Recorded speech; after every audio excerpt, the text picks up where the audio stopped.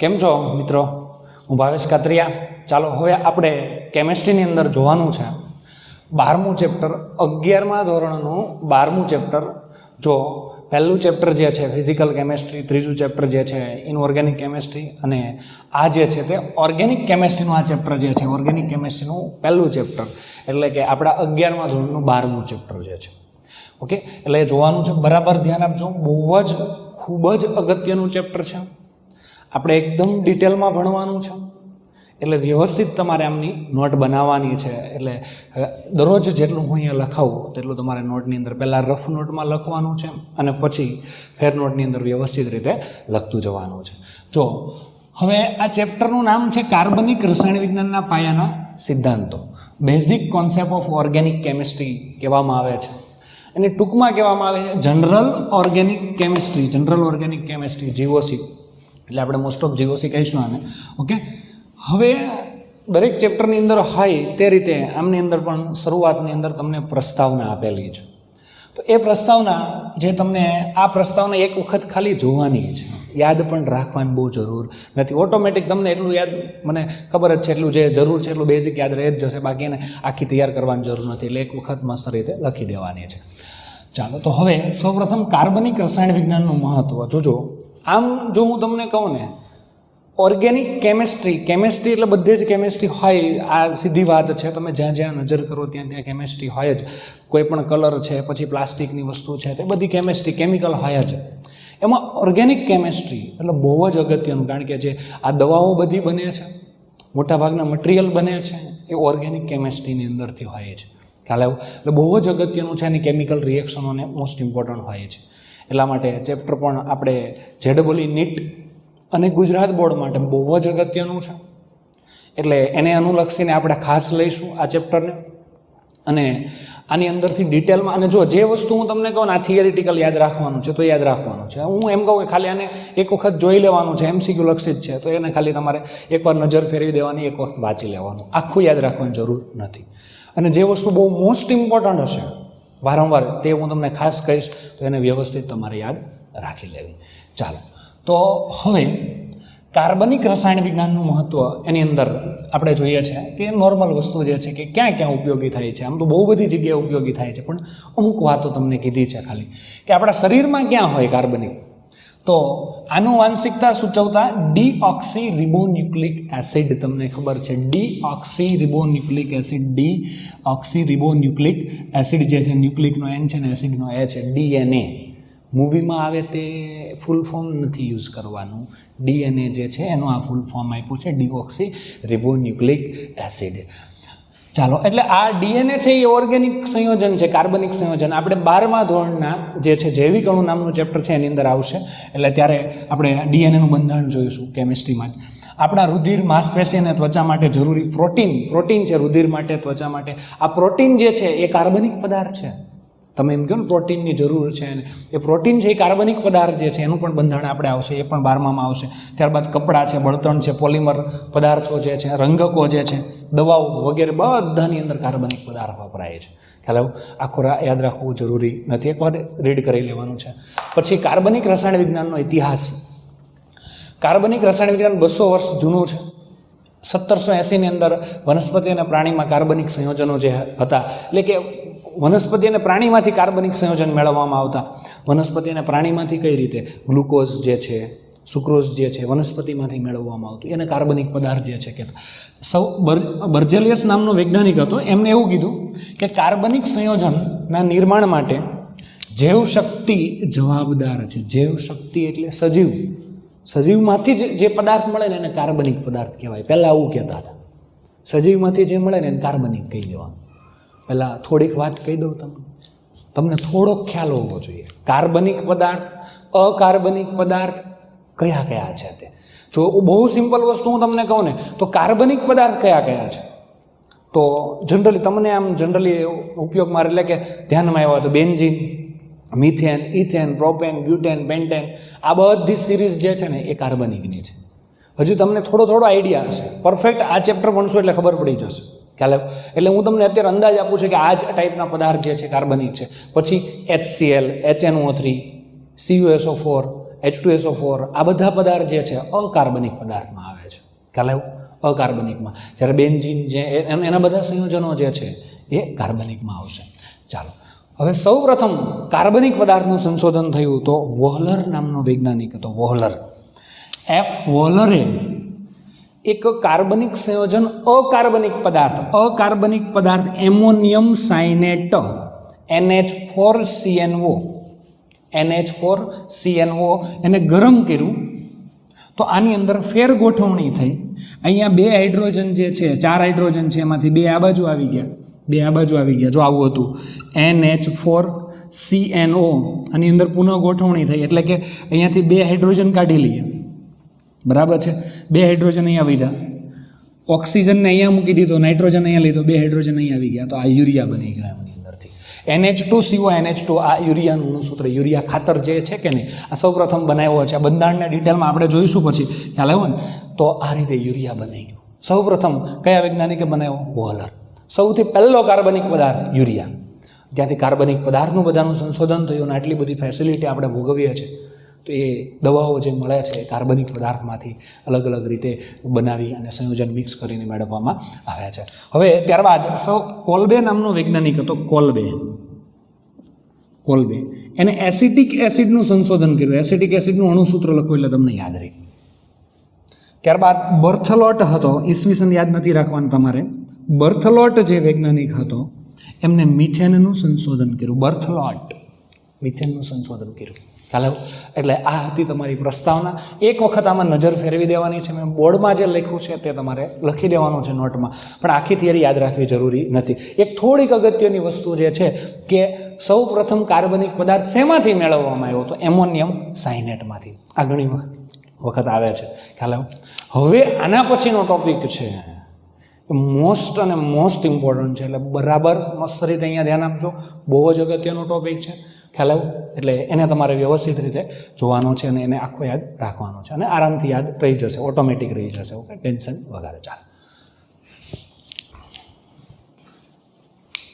ચાલો મિત્રો, હવે આપણે ભણવાનું છે sp3 સંકરણ. ઇથેન અણુના ઉદાહરણ દ્વારા સમજાવો. સંકરણ જે છે ને એ સંકરણ ખરેખર એ તમારે ચેપ્ટર 4 ની અંદર આવે છે. કેમિકલ બોન્ડિંગ નામનું ચેપ્ટર છે, રાસાયણિક બંધન. ખ્યાલ આવ્યો? આમની અંદર આવે છે સંકરણ, ડિટેલમાં એની અંદર આવે છે, પણ એની સંકરણની અહીંયા પણ જરૂર છે. ખાસ જરૂર છે. એટલા માટે અહીંયા પણ આપણે આખું જ વ્યવસ્થિત ભણવાનું છે. હવે એ સંકરણ જો ઘણી જગ્યાએ ભણ્યા છે ને ઘણી જગ્યાએ આપણે બાકી છે અમુક સ્કૂલની અંદર, તો જે ભણી લીધા છે એને કંઈ વાંધો નહીં, અને જેને બાકી છે એમને હું કંઈ વાંધો નહીં. હું આખી થિયરી એવી રીતે લઉં છું કે જે બંને માટે ખૂબ જ ઉપયોગી છે, અને અત્યારે જે હું અહીંયા લઉં છું, બરાબર છે, તે પણ તમે ચેપ્ટર 4 ની અંદર પણ યુઝ કરી શકો છો.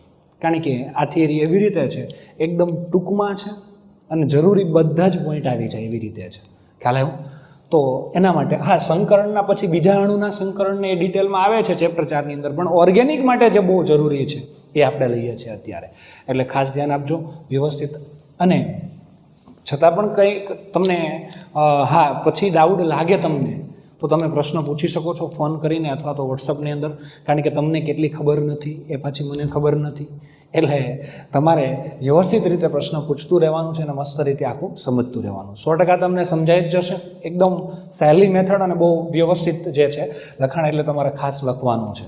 પહેલાં તમારે રફ નોટની અંદર લખી લેવાનું, સાથે સાથે લખવું હોય તો પછી ફેર નોટની અંદર લખવાનું છે. ચાલો, તો હવે સંકરણ માટે આપણે સ્ટાર્ટ કરીએ. તો દોસ્તો, એમની અંદર કાર્બન પરમાણુ જે છે ઇથેન અણુના ઉદાહરણ દ્વારા કીધું છે. એટલે પહેલાં તો આપણે ઇથેન લખીએ, CH3. આમાં કાર્બન પરમાણુ છે. કાર્બનની ઇલેક્ટ્રોન રચના 1s2 2s2 2p2. આની ભૂમિ અવસ્થામાં ઇલેક્ટ્રોન રચના છે. ભૂમિ અવસ્થામાં ઇલેક્ટ્રોન રચના એટલે કઈ રીતે આવશે જોજો. બરાબર, હા, કાર્બન પરમાણુ ભૂમિ અવસ્થામાં છે, જોજો બરાબર. તો અહીંયા સોડિયમ પરમાણુની ભૂમિ અવસ્થા એટલે કઈ રીતે થાય? સોડિયમ જે છે એની અંદર કેટલા ઇલેક્ટ્રોન હોય? 2 8 1 આવી રીતે હોય કે નહીં? એટલે પહેલી કક્ષામાં 2, બીજી કક્ષામાં 8 અને ત્રીજી કક્ષામાં 1, એટલે n બરાબર અહીંયા કેટલો છે? 3. અહીંયા 3s1 1 હશે. હવે આ ભૂમિ અવસ્થા, એની જે રેગ્યુલર અવસ્થા છે તે એ ભૂમિ અવસ્થા, પણ ઉર્જા મેળવી અને નીચા ઉર્જા સ્તરમાંથી ઊંચા ઉર્જા સ્તરમાં જાય, ઇલેક્ટ્રોન અહીંથી અહીંયા જાય તો એને ઉત્તેજિત અવસ્થા કહેવાય. અથવા એની એ જ કક્ષામાં નીચા સ્તરમાંથી, ધારો કે અહીંયા 2s અને 2p, 2s ની ઉર્જા ઓછી હોય ને 2p ની વધારે હોય, તમને ખબર છે, તો 2s માંથી 2p માં જાય તો એ ઉત્તેજિત અવસ્થા કહેવામાં આવે છે. ખ્યાલ આવ્યો ને? એટલે ભૂમિ અવસ્થા એટલે જે રેગ્યુલર આપણે ઇલેક્ટ્રોન રચના લખીએ છીએ તે જ. પણ એક ઇલેક્ટ્રોન કદાચ ઉર્જા મેળવીને કદાચ આગળના સ્તરમાં જાય તો એને ઉત્તેજિત અવસ્થા કહેવામાં આવે છે. ચાલો તો હવે આપણે લઈએ કે કાર્બન પરમાણુની ભૂમિ અવસ્થાને આપણે બીજી વખત રિપ્રેઝેન્ટ કરવી હોય તો C6 ભૂમિ અવસ્થા. ભૂમિ અવસ્થા અહીંયા તમને દેખાતું હશે જ લગભગ. ઓકે, અહીંયા હિલિયમ, અને હિલિયમ કહી રહ્યા છે. અહીંયા આવશે 2s અને 2px, 2py,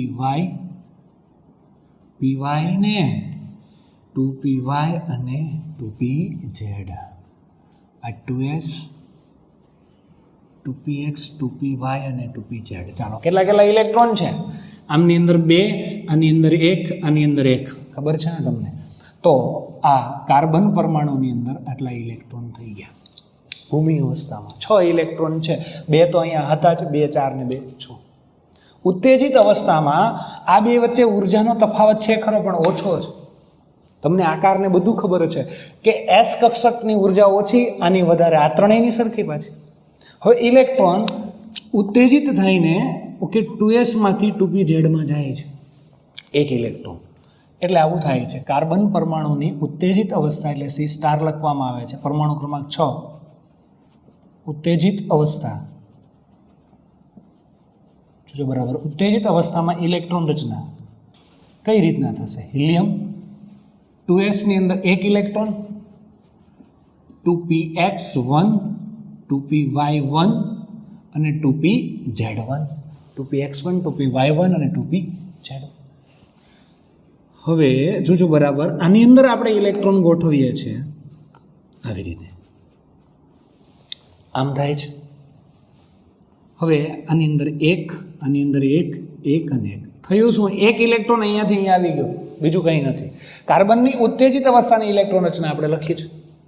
હવે આગળ આપણે જો જોઈએ તો આવા આપણી પાસે કેટલા કાર્બન છે? ઇથેનમાં આ ઇથેનનો અણુ છે, એમાં આપણી પાસે આ 1 અને 2 કાર્બન છે. તો ધારો કે આ પહેલા કાર્બનની ઇલેક્ટ્રોન રચના છે, C1 પહેલો કાર્બન છે. બીજો કાર્બન જે છે એની આપણે વાત કરીશું અહીંયા. તો બીજા કાર્બન માટે જગ્યા ઓકે, ચાલો અહીંયાથી થઈ જાય. C6 ઉત્તેજિત અવસ્થા. C2 આ બીજો કાર્બન છે, એની અંદર પણ કોપી ટુ કોપી આવવું જ થશે. Helium okay, 2s1, 2px, 2py, 2pz આવી રીતે x1 1 અને 1. આ જે છે આના એક પ્રકાર છે, આના 3 પ્રકાર છે. આમાં કેટલા કેટલા ઇલેક્ટ્રોન છે ભાઈ? આ કાળી ઓછી ચાલે છે, બીજી. ચાલો, તો આની અંદર 3 પ્રકાર છે. આના કેટલા કેટલા ઇલેક્ટ્રોન છે? 1 1 1 અને 1 ઇલેક્ટ્રોન છે બધામાં. 2 કાર્બન પરમાણુ છે. જોજો બરાબર, મજા આવે એવું કામ છે. આ પહેલો કાર્બન, આ બીજો કાર્બન, બેયની ઉત્તેજિત અવસ્થામાં ઇલેક્ટ્રોન રચના લખી છે. હવે આમાં કઈ રીતના ગોઠવણી થશે? હવે આની S કક્ષક અને આની P કક્ષક છે. આનો S કક્ષકનો આકાર કેવો છે? S કક્ષકનો આકાર, S કક્ષકનો આકાર તો ગોળ હોય. કેવો હોય? ગોળ. S કક્ષક, S કક્ષકનો આકાર ગોળ હોય. આ તમને ખબર છે. આ 2s કક્ષક છે, બરાબર છે? 2s કક્ષક છે. અને ખાલી S જ લખું છું, ચાલો ને. અને બીજી જે છે આ P કક્ષકનો આકાર તમને ખબર છે, ડમ્બેલ હોય. કેવો હોય? ડમ્બેલ આકાર હોય. આ P કક્ષક છે. હવે P કક્ષક છે કેટલી? 3 છે. તો અહીંયા નંગ હું લખું છું. કેટલા નંગ છે P કક્ષકના? 3. S કક્ષક કેટલી છે? 1 છે. ચાલો, હવે ત્રણેય ભેગી થઈ જાય છે. આ S કક્ષક અને P કક્ષક ચારેય મિક્સ થઈ જાય છે. આનો આકાર ગોળ, આનો આકાર ત્રણેયનો ડમ્બેલ. હવે આ ત્રણેય મિક્સ થઈ જાય અને ચારેય ભેગી થઈ અને નવી કક્ષક બનાવી નાખે. એ 4 બનાવે છે. હવે ચારેયનો આકાર સરખો હશે, આવો કંઈક હશે આકાર.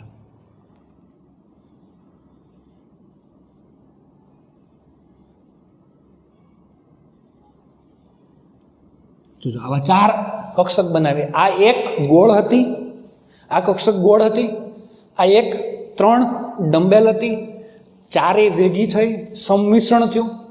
હવે આ 4 કક્ષક બનાવી, આ 4 sp3 સંકૃત કક્ષક બને છે.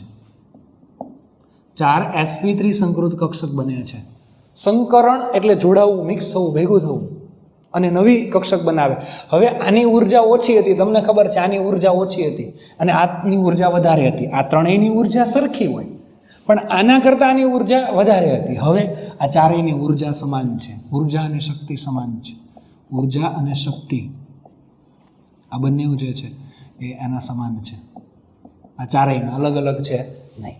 અને sp3 છે, p એટલે s1 અને p3 એમ એટલે sp3. p2 આવશે ત્યારે શું બોલશું આપણે? sp2 બોલશું. ઓકે, ચાલો આવી રીતે 4 કક્ષકો બને છે. તો અહીંયા લખાણ તમારે લખી શકો છો. કઈ રીતે લખશું આપણે? અહીં કાર્બન પરમાણુની ઓકે 2s કક્ષકમાંથી જો 2s અને 2p વચ્ચે ઉર્જાનો તફાવત ઓછો છે. આ બધું હું નથી લખતો. આ બે વચ્ચે ઉર્જા આના કરતાં આની વધારે છે પણ એટલો બધો તફાવત નથી કે ઇલેક્ટ્રોન ત્યાં જઈ નહીં શકે, ઉત્તેજિત થઈને જઈ નહીં શકે, એવો નથી. ઉર્જાનો તફાવત ઓછો એટલે કે કાર્બન પરમાણુની ઉત્તેજિત અવસ્થામાં એક ઇલેક્ટ્રોન 2s માંથી ક્યાં જાય છે? 2pz કક્ષકમાં જાય છે.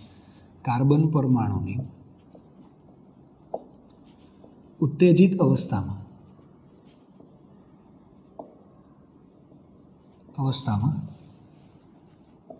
એક ઇલેક્ટ્રોન કાર્બન પરમાણુની ઉત્તેજિત અવસ્થામાં 2s કક્ષકમાંથી એક ઇલેક્ટ્રોન 2pz માં સંક્રમણ પામે છે. સંક્રમણ એટલે ત્યાં જાય છે, એક જગ્યાએથી ત્યાં જાય છે. ચાલો બીજી વાત ખાસ લખવાની છે દોસ્તો કે અહીં હવે બને એવું આ ચારેય કક્ષક ભેગી થઈ અને આ 4 કક્ષક એટલે કઈ 4 કક્ષક જોજો, બરાબર ધ્યાન આપજો.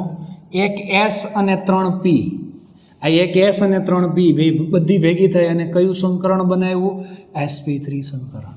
કોપી ટુ કોપી આની અંદર પણ એવું જ છે. s1 અને 3p કયું સંકરણ બનાવ્યું? sp3. હવે ચારેયની શક્તિ સમાન છે, આની અંદર પણ ચારેયની શક્તિ સમાન છે. આકારે સરખા છે.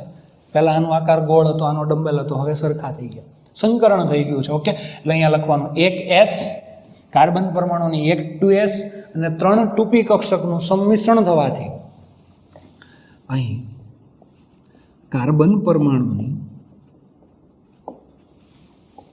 એક 2s કક્ષક અને 3 2px 2py અને 2pz કક્ષકોનું સંમિશ્રણ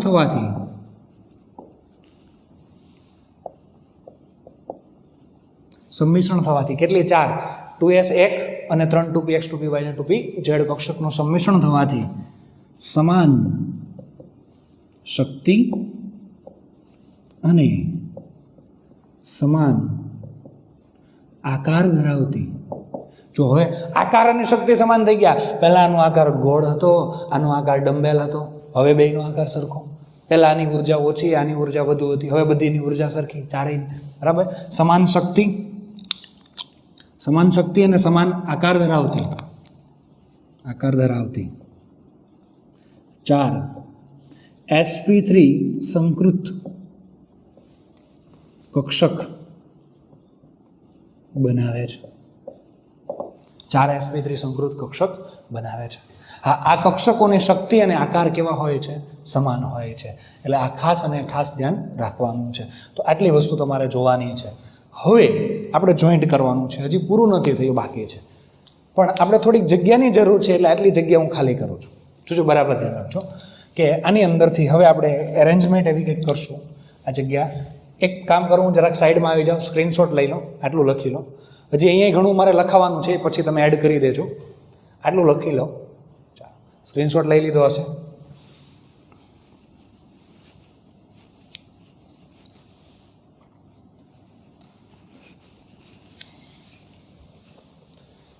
ચાલો, હવે આપણે જોવાનું છે કે આની અંદર જોડાય કઈ રીતે.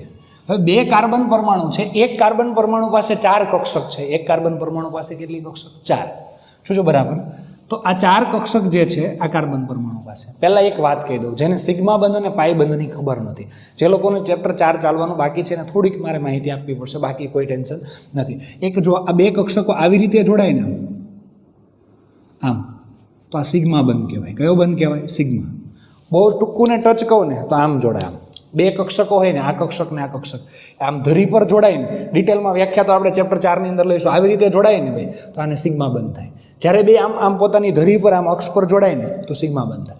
પણ આવી રીતે જોડાય આમ આમ, ધરી અહીંયા છે, કક્ષક આડી કક્ષક જે આમ છે, બરાબર છે, પણ આવી રીતે જોડાય આમ સમાંતર એકબીજાને, બરાબર છે, આવી રીતે અહીંયાથી જોડાય તો એને પાઈ બંધ બને છે. મસ્ત તમારા માટે એક મોડલ પણ લાવ્યો છું, ખ્યાલ આવ્યો ને? બતાવું તમને થોડી વારમાં, એટલે એમાં તમને વધારે ખ્યાલ આવશે. સિગ્મા બંધ અને પાઈ બંધ ખ્યાલ આવે ને?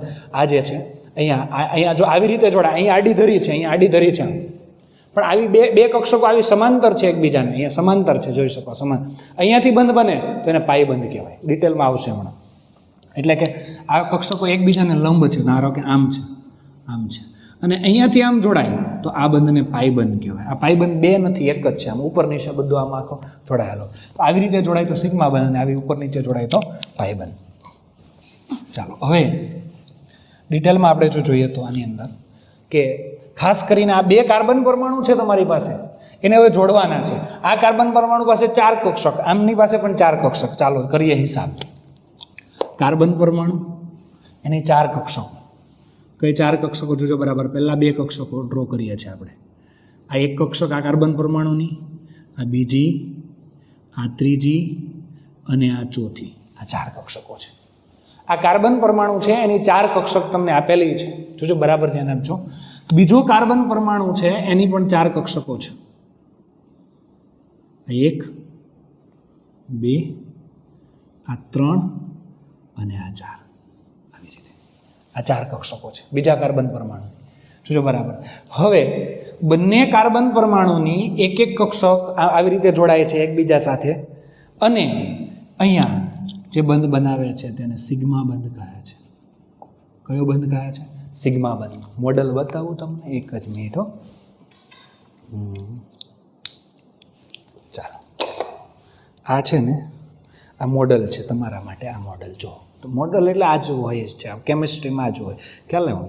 હવે આવી રીતે જો આ મિથેન અણુનું બંધારણ છે, મિથેન અણુનું બંધારણ જોવું હોય ને તો આ કાર્બન છે, વચ્ચે કાળો છે ને એ કાર્બન છે, આજુબાજુમાં હાઇડ્રોજન જોડાયેલા, 4 હાઇડ્રોજન, આવી રીતે બંધારણ હોય, સમચતુષ્ફલકીય જો આવી રીતે, બરાબર છે. હવે આપણે એક કામ કરીએ છીએ, આવા 2 કાર્બન જોડાય છે, 2 કાર્બન જોડાય છે, તો એની અંદર બંધારણ કઈ રીતના છે એ આપણે જોવાનું છે. તો એમને આપણે જોઈન્ટ કરશું તો જો આ કાર્બન છે, આ કાર્બન છે, આ એક કાર્બન છે, આ કાર્બન, આની પાસે 4 કક્ષક છે, 1, 2, 3. જો આની પાસે 4 કક્ષક છે, આ 1, 2, 3 અને આ 4. બીજા કાર્બન પાસે 4 કક્ષક છે, આ 1, 2, અહીંયા 3 અને આ બાજુ 4 છે. એટલે 2 કાર્બનની એક કક્ષક જોઈન્ટ થઈ ગઈ. પી કક્ષક એક જોઈન્ટ થઈ ગયા, સંકૃત કક્ષક. આ વચ્ચે તમે આ જોઈ શકો છો, આ વચ્ચે આ કક્ષક બંને જોઈન્ટ થઈ ગઈ. કયો બંધ બનાવ્યો? સિગ્મા બંધ બનાવે છે, બરાબર છે. હવે આ 3 કક્ષક વધે, આ કાર્બન પરમાણુની 3 કક્ષક, 1, 2 ને 3. આ કાર્બન, જો આ કાર્બન પરમાણુની 3 કક્ષક, 1, 2 ને 3. ખ્યાલ આવ્યો? આની 3 કક્ષક, 1, 2 ને 3. 3 કક્ષક જે છે ત્યાં ગોઠવાય છે, જોજો બરાબર. અહીંયા આ 3 કક્ષક જે બાકી રહી ત્યાં હાઇડ્રોજનની 1s કક્ષક ગોઠવાય છે. જો પહેલાં અહીંયા બતાવી દો, આ કાર્બન પરમાણુની 4 કક્ષક, એટલે 4 કક્ષકમાં એક તો અંદરો અંદર જ જોડાઈ ગઈ છે, અંદરો અંદર. આ કાર્બનની એસ અને આ કાર્બનની આ જોડાઈ ગઈ. કયો બંધ બનાવ્યો? સિગ્મા. હવે અહીંયા 3 હાઇડ્રોજન જોડાય. હાઇડ્રોજન પાસે કઈ કક્ષક હોય દોસ્ત? 1s. હાઇડ્રોજન પાસે 1s જ હોય ને, 1s 1s 1s. હાઇડ્રોજન પાસે ઇલેક્ટ્રોન કેટલા? 1 ઇલેક્ટ્રોનની ભાગીદારી થઈ, આ ભાગીદારી થઈ, ખ્યાલ આવ્યો? જો આટલું મસ્ત કામ છે. બંને કાર્બન પરમાણુની એક એક કક્ષક જોડાઈ ગઈ, એક એક કક્ષક જોડાઈ ગઈ, સિગ્મા બંધ બનાવ્યો. હવે આ કાર્બન પરમાણુની 3 કક્ષક હાઇડ્રોજનની 1s કક્ષક સાથે જોડાય. આ 3 કક્ષક 1s કક્ષક સાથે જોડાય.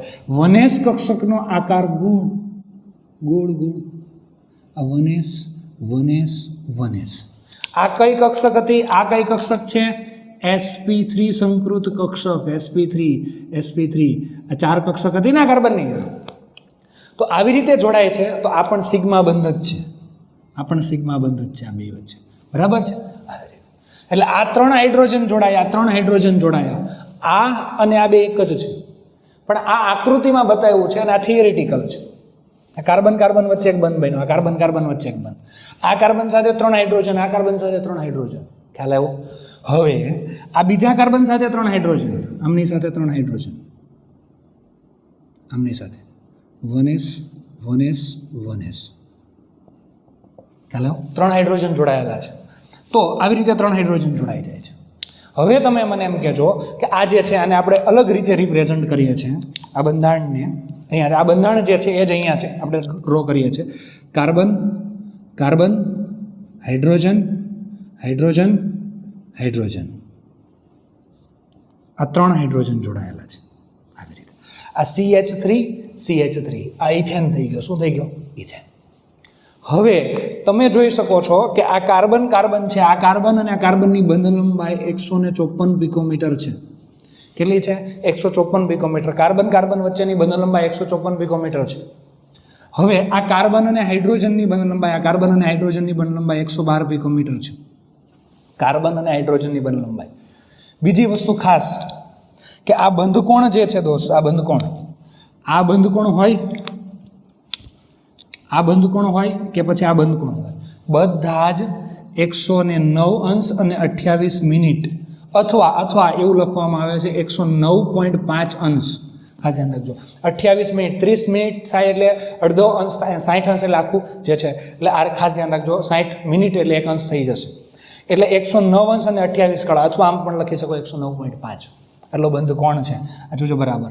કેમ આ બંધકોણ તમને એમ લાગે આઈ સરખો ને આઈ સરખો? આ સરખો. એ તમને મોડલથી ખબર પડે. જો તમે જોઈ શકો છો આ મોડલની અંદર આ બંધકોણ તમને દેખાય છે. ઓકે, આ બંધકોણ છે, અહીંયાથી તે અહીંયા વચ્ચેનો બંધકોણ મોડલમાં દેખાય છે. આ બંધકોણ જે છે, આ બંધકોણ છે, આ બંધકોણ છે. પછી આ હાઇડ્રોજન અને કાર્બન વચ્ચેનો બંધકોણ દેખાય છે. હાઇડ્રોજન અને કાર્બન વચ્ચેનો. આ બધા બંધકોણ 109 જ હોય છે. વધુ ઘટું હોતા નથી બધા જ. ખ્યાલ આવ્યો? આકાર કેવો હોય તો સમચતુષ્ફલકીય. તો આટલી વસ્તુ યાદ રાખવાનું. sp3 સંકરણ યાદ રાખી લીધું. કોપી ટુ કોપી આવું જ sp2 આવશે અને આ sp સંકરણ આવશે. આના પરથી જ યાદ રખાવીશું તમે. ખ્યાલ આવ્યો? એટલે મસ્ત રીતે તૈયાર કરવાનું છે. જો સૌથી પહેલાં શું છે? કાર્બનની ઇલેક્ટ્રોન રચના. પછી કાર્બનની ભૂમિ અવસ્થામાં ઇલેક્ટ્રોન રચના કઈ છે? Helium 2s2 2px1 2p5. એક ઇલેક્ટ્રોન ઉત્તેજિત થઈને અહીંયા આવે છે. પહેલા કાર્બનની ઇલેક્ટ્રોન રચના, બીજા કાર્બનની ઇલેક્ટ્રોન રચના થઈ ગયું. પહેલા 2 ઇલેક્ટ્રોન રચના. પછી આમાં ભેગું કોણ થાય? આની એક s કક્ષક અને આની 3 p કક્ષક ભેગી થાય. કેટલી? 4. હવે શક્તિ સમાન અને આકારય સમાન. લખાણ લખ્યું હતું એ લખવાનું. ખ્યાલ આવ્યો? પછી મેં કીધું એમ આ ફિગર અને આ ફિગર સરખામણી કરવાની. જો આ કાર્બન કાર્બન વચ્ચે બંધ બન્યું એક કક્ષક, એક બંધ બન્યું સિગ્મા બંધ. પછી આ કાર્બનની વાત કરીએ તો એની સાથે 3 હાઇડ્રોજન, આ 3 હાઇડ્રોજન જોડાયા. આ બીજો કાર્બન છે આ, તો એની સાથે 3 હાઇડ્રોજન જોડાયા છે. હજુ એક વસ્તુ પૂછી શકે કે આમાં કાર્બન હું અહીંયા લખી નાખું. ચાલો થોડુંક અહીંયા લખું છું, તમે લખી લીધું હશે. સ્ક્રીનશોટ પાછો લેવો હોય તો લઈ લો એક વખત. તમને એવું પૂછે કે કાર્બન સિગ્મા બંધ કેટલા છે? કાર્બન સિગ્મા બંધ 1 છે. કાર્બન હાઇડ્રોજન સિગ્મા બંધ કેટલા થાય? કાર્બન હાઇડ્રોજન સિગ્મા બંધ કેટલા થાય? 6. ટોટલ સિગ્મા બંધ કેટલા છે? આમાં 7 છે. ખ્યાલ આવ્યો? ભાઈબંધ કઈ રીતે આવે એ પણ આપણે જોઈશું. આટલું મસ્ત રીતે તમારે વ્યવસ્થિત નોટની અંદર લખી લેવાનું છે. કયું સંકરણ છે? sp3. ખ્યાલ આવ્યું? ઇથેન અણુના ઉદાહરણ દ્વારા.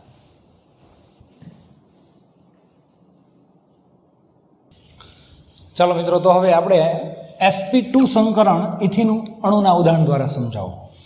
sp3 સંકરણ જોયું, હવે sp2 સંકરણ. બરાબર ધ્યાન આપજો.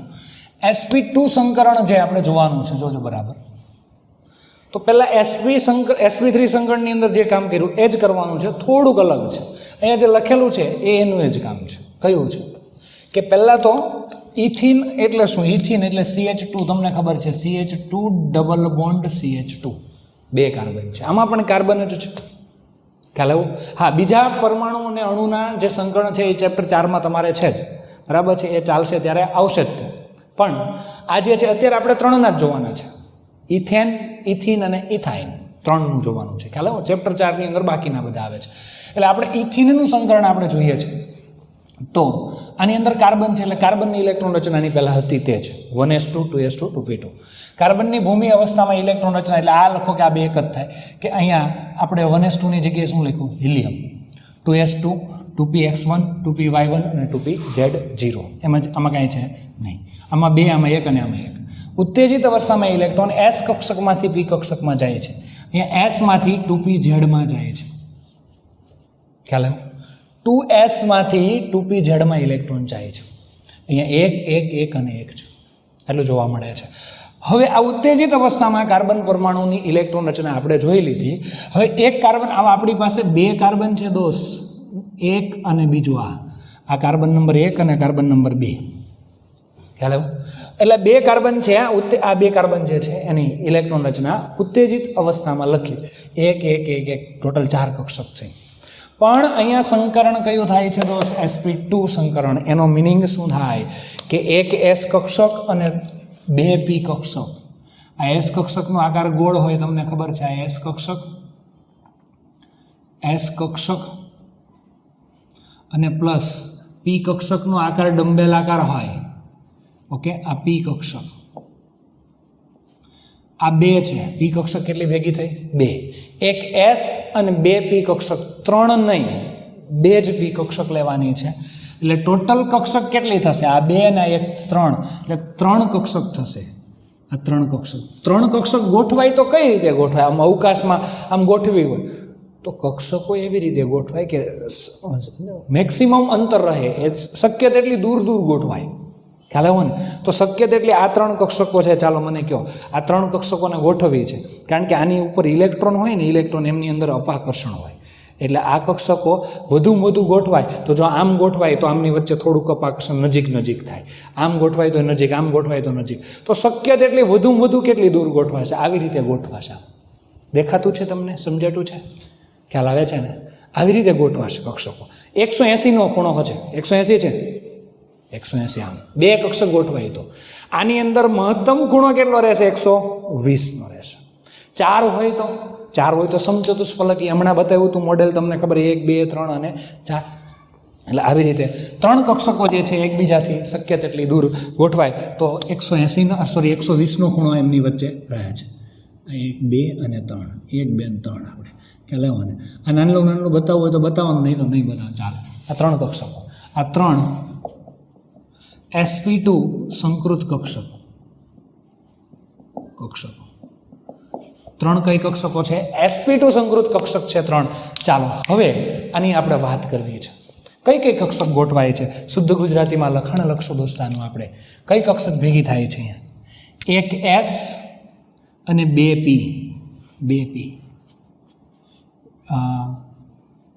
sp2 સંકરણ, sp2. અહીંયા એક s અને 2p, sp2. આવું સંકરણ. 2pz સંકરણમાં ભાગ લેતી નથી, એમને એમ જ રહેશે, શું બરાબર? એટલા માટે અહીં તમે કહી શકો છો એક વાક્ય અહીંયા કે પહેલાં આપણે લખતા હતા તે જ s કક્ષકમાં ઇલેક્ટ્રોન ઉત્તેજિત થઈ અને પહેલાં 2pz કક્ષકમાં જાય છે. કાર્બન પરમાણુમાં 2s કક્ષકમાંથી એક ઇલેક્ટ્રોન ઉત્તેજિત અવસ્થામાં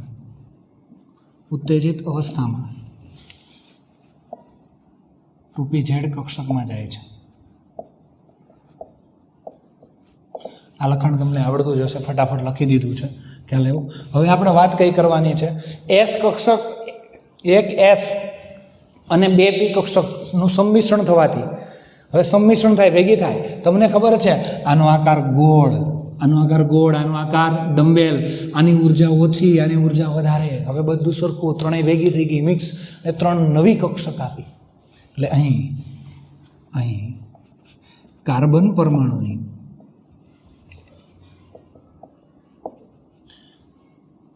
એક 2s અને 2 2px અને 2py કક્ષકોનું સંમિશ્રણ થવાથી એક 2s અને 2 2py અને 2px અને 2py કક્ષકોનું સંમિશ્રણ થવાથી સમાન શક્તિ અને સમાન આકાર ધરાવતી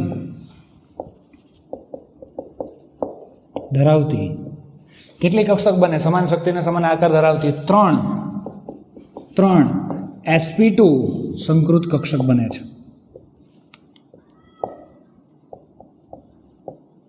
આમાં એક વસ્તુ મોસ્ટ આઈએમપી છે. કયું? સમાન શક્તિ અને સમાન આકાર. ખાસ ધ્યાન રાખજો. સમાન શક્તિ, આની સમાન શક્તિ અને સમાન આકાર ધરાવતી કક્ષકો. આ બધું આ જે છે ખાસ ત્રણેયની શક્તિ સમાન છે, આકાર પણ સમાન છે, 3 કક્ષકો બને છે. ખ્યાલ આવ્યો? તો આ 3 સંકળમાં ભાગ લીધો છે. અહીંયા પણ 3 સંકળમાં ભાગ લીધો છે, એકે સંકળમાં ભાગ લીધો નથી. ખ્યાલ આવ્યો? હવે હું તમને વાત કરીશ. તો આટલું આપણે રફ કરી દઈએ અને આપણે અહીંયા ફિગર ડ્રો કરીએ છીએ. 3sp તમે લખી લીધું હશે. જો ન લખ્યું હોય તો વિડીયો પાછો લઈ અને એક વખત લખી લેવું. ખ્યાલ આવ્યો? અને હવે આપણે અહીંયા જરાક ડ્રો કરીએ છીએ, લખીએ છીએ. ચાલો, તો હવે આ કાર્બન પરમાણુ જે છે એમની પાસે 4 કક્ષક છે. ખરેખર એમાં 3 કક્ષકે સંકળમાં ભાગ લીધો છે. તો કઈ 3 કક્ષક છે? ચાલો એની આપણે વાત કરીએ. જરાક હું વધારી આપું છું. એક જ મિનિટ દોસ્ત. ઓકે, ચાલો થઈ ગયું. ચાલો, હવે અહીંયા S કક્ષક, P કક્ષક આટલું તમને જોવા મળે છે. હવે આની અંદર આ કાર્બન પરમાણુ છે એની પાસે 4 કક્ષક જે છે. આ કાર્બન પરમાણુ છે. જોજો, હવે મેઇન વસ્તુ આવે છે. એની પાસે ટોટલ 4 કક્ષક છે કાર્બન. એમાં 3 સંકૃત કક્ષક છે. 1 2 અને આ 3. આ સંકૃત કક્ષક છે 3. આનું સંકરણ કયું છે? sp2 અને sp2. આ કઈ રીતે ગોઠવાય છે?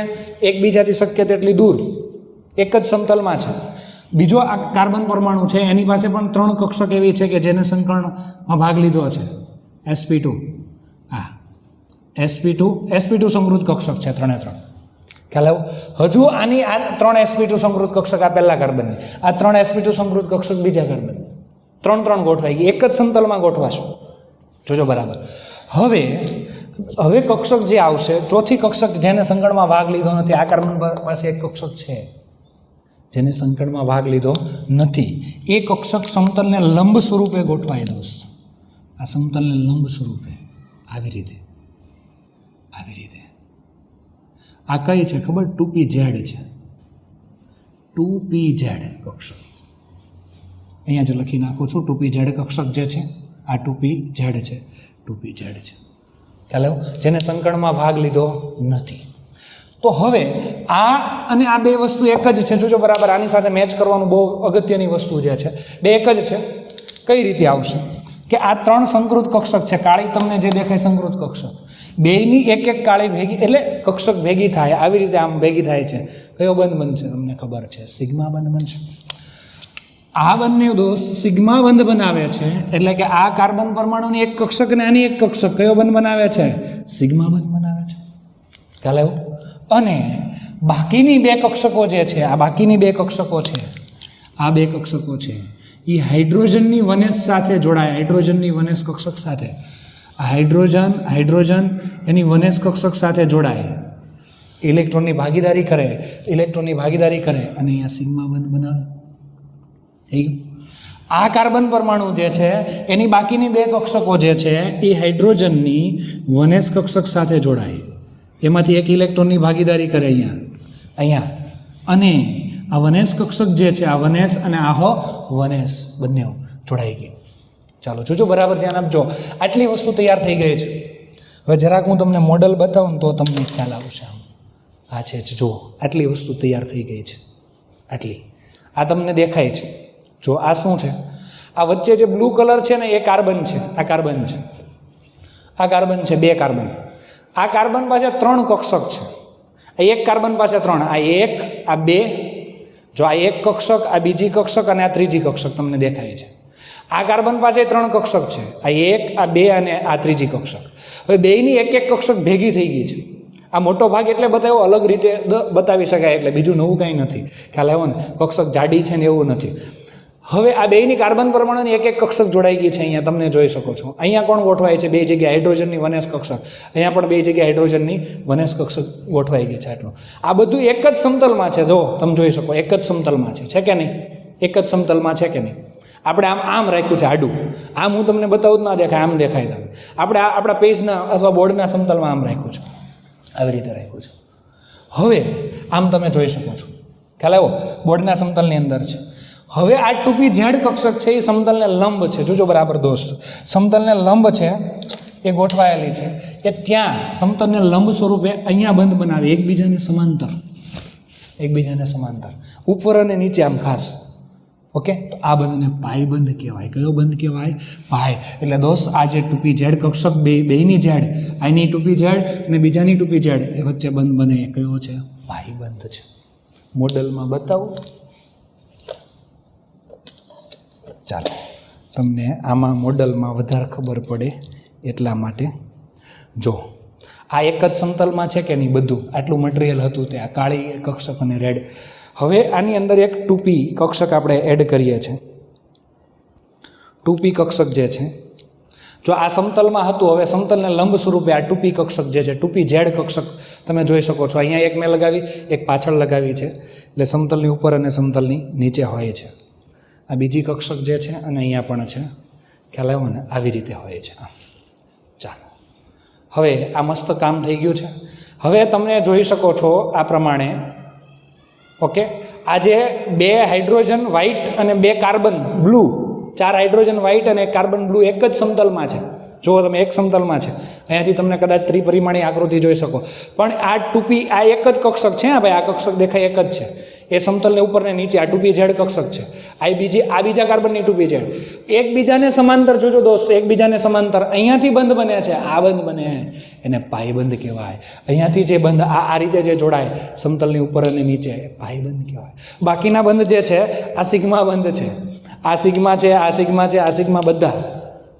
પણ આ જે સમતલની આ સમાંતર જે જોડાય છે એકબીજાને તે પાઈ બંધ છે. ખ્યાલ આવ્યો ને? આ મોડેલમાં તમને ખ્યાલ આવી જ ગયો હશે. પરફેક્ટ. ચાલો, એટલે આ રીતે જોડાય છે. તો આ થઈ ગયું. હવે આને આ રીતે રિપ્રેઝેન્ટ કરવું હોય દોસ્ત તો કાર્બન કાર્બન વચ્ચે 2 બંધ છે, 3 ન કહેવાય. આ પાઈ બંધ તો એક જ છે. ઉપર નીચે આખો આમ રાઉન્ડ લાગે છે. ખ્યાલ આવ્યો ને? આમ આવી રીતે.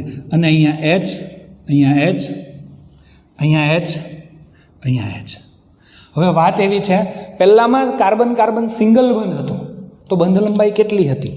154 પિકોમીટર.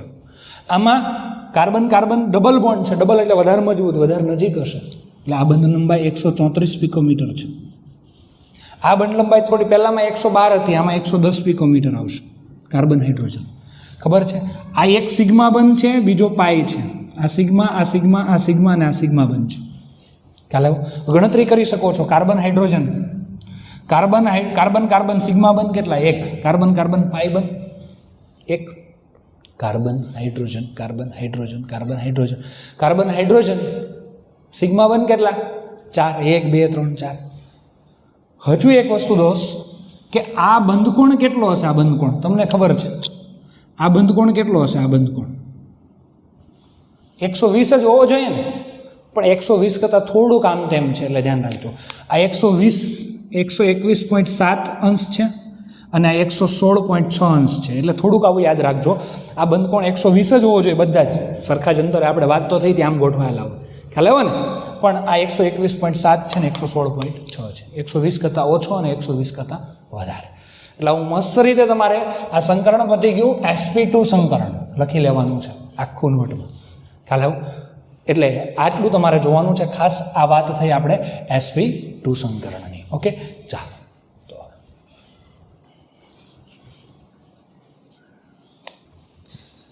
ચાલો હવે ત્રીજી વસ્તુ, sp સંકરણ ઇથાઇન અણુના ઉદાહરણ દ્વારા સમજાવો. જો આની પહેલાંની બે થિયરી તમે મસ્ત રીતે ભણેલા છો, તો આ ત્રીજી થિયરી છે એ આગળની બે થિયરીનું રિવિઝન પણ કહી શકાય. હું તમને શીખવું જ છું એ રીતે જોજો બરાબર, કે જેથી આગળની થિયરીનું રિવિઝન પણ થશે અને નવી થિયરી આવડશે પણ ખરી. એટલે આરામથી 100% તમને પરફેક્ટ ખબર પડી જાય એવું કામ છે. કારણ કે આગળની થિયરીઓ જે છે બધી સરખા જેવી અને કોન્સેપ્ટ એમાં અલગ શું પડે છે એ પણ તમને ફટાફટ ખબર પડી જાય એવું છે. એટલા માટે જો બરાબર ધ્યાન આપજો તમે. આપણે હવે sp સંકરણ ભણવાનું છે. એટલે શું આવવાનું છે તમને ઘણો ખરો અંદાજ આવી ગયો છે. એક s કક્ષક, એક p કક્ષક. ઇથાઇન અણુ, ઇથાઇન એટલે કે એને એસિટિલિન પણ કહેવામાં આવે છે, એસિટિલિન. તો એની ભૂમિ અવસ્થામાં ઇલેક્ટ્રોન રચના આટલું તો બધામાં કોમન જ છે. 1s2 2s2 2p(x1 2py1 2pz0). ઉત્તેજિત અવસ્થામાં 2s1 2px1 2py1 2pz1, એક ઇલેક્ટ્રોન 2s માંથી 2pz માં આવે છે. એક કાર્બન પરમાણુ છે, કાર્બન નંબર 1, આ કાર્બન નંબર 2. આની પાસે 4 કક્ષક જે છે એમાં એક એક ઇલેક્ટ્રોન છે. આની પાસે 4 કક્ષક છે, એમાં પણ એક એક ઇલેક્ટ્રોન છે. 4 કક્ષક છે, હજી બીજી 4 ઇલેક્ટ્રોનની જરૂર છે. તમને ખબર છે 8 ઇલેક્ટ્રોન પૂરા કરવા હોય, કારણ કે કોઈ પણ કક્ષક સ્થાયી ક્યારે હોય? અષ્ટક પૂર્ણ થાય તો. બહારની કક્ષામાં 8, તો આમાં આની બહારની કક્ષામાં 4 છે, બીજા 4ની જરૂર છે. ગમે ત્યાંથી જુગાડ કરવાનો છે 4નો. તો હવે આમાં કઈ વસ્તુ લખવાની તમને આઈડિયા છે જ. અહીંયા sp સંકરણ એટલે એક s અને એક p. sp સંકરણ થાય છે. આ કાર્બન પરમાણુની હોય એક s અને એક p કક્ષક ભેગી થાય છે, sp સંકરણ થાય છે. જોજો બરાબર વ્યવસ્થિત અને ખાસ જોજો. તો sp સંકરણ એટલે એક s કક્ષક અને p કક્ષક બંને એક એક ભેગી થાય છે. એટલે 2 કક્ષક થશે, 2 કક્ષક થશે. અને 2 કક્ષક મેક્સિમમ અંતરે ગોઠવાય તો આવી રીતે ગોઠવાય 180 અંશના ખૂણે. sp સંકૃત કક્ષક કહેવાય અને સંકૃત કક્ષક sp સંકૃત કક્ષક કહેવામાં આવે છે. ખ્યાલ આવ્યો? હવે આની અંદર બરાબર જોજો, ખાસ અને ખાસ ધ્યાન આપજો. આ sp, આ s અને p કક્ષક, sp સંકૃત કક્ષક. તો અહીંયા 2 કક્ષક જ ભેગી થઈ છે. આની ઉર્જા ઓછી, આની ઉર્જા વધારે. આની ઉર્જા ઓછી, આની ઉર્જા વધારે. આનો આકાર ગોળ, આનો આકાર ડમ્બેલ, બંને ભેગી થાય, સંમિશ્રણ થાય. ઓકે, આકાર અને શક્તિ કેવા થાય? સમાન થઈ જાય. હવેના 2 મુદ્દા કદાચ ન લખું તમને આવડે છે. પહેલો મુદ્દો કયો? આના પરથી જોઈને લખવાનો દોસ્ત. પહેલો મુદ્દો, અહીં કાર્બન પરમાણુની ઉત્તેજિત અવસ્થામાં 2s કક્ષકમાંથી એક ઇલેક્ટ્રોન ઉત્તેજિત થઈને 2pz કક્ષકમાં જાય છે. આટલું તમે આરામથી લખી શકશો, કારણ કે થોડોક ટાઈમ બગડે નહીં એટલા માટે. ફરી એક વખત બોલું છું, તમારે લખી દેવાનું છે. કાર્બન પરમાણુની, અને આગળની 2 થિયરીમાં લખેલું પણ છે, ઇલેક્ટ્રોન કાર્બન પરમાણુની ઉત્તેજિત અવસ્થામાં 2s કક્ષકમાંથી એક ઇલેક્ટ્રોન ઉત્તેજિત થઈને 2pz કક્ષકમાં જાય છે. પછી આ લખાણ પણ તમને ખબર છે. કાર્બન પરમાણુની એક 2s અને એક 2px, 2 કક્ષકોનું સંમિશ્રણ થવાથી સમાન શક્તિ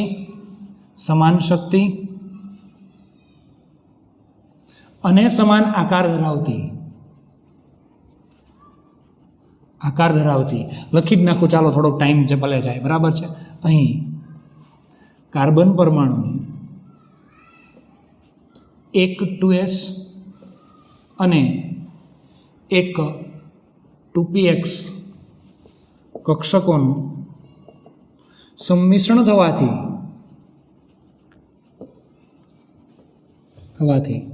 સમાન શક્તિ અને સમાન આકાર ધરાવતી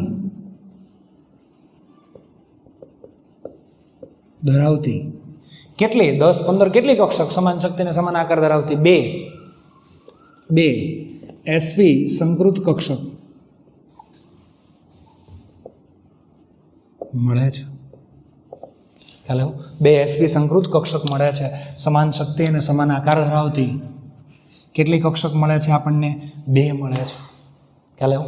તો હવે આ બે કક્ષકને કઈ રીતે રિપ્રેઝન્ટ કરવી ચાલો એ જોઈએ. એટલું લખી લો તમે. ચાલો હું રફ કરું છું. હવે સ્ક્રીનશોટ લઈ લીધો હશે તમે.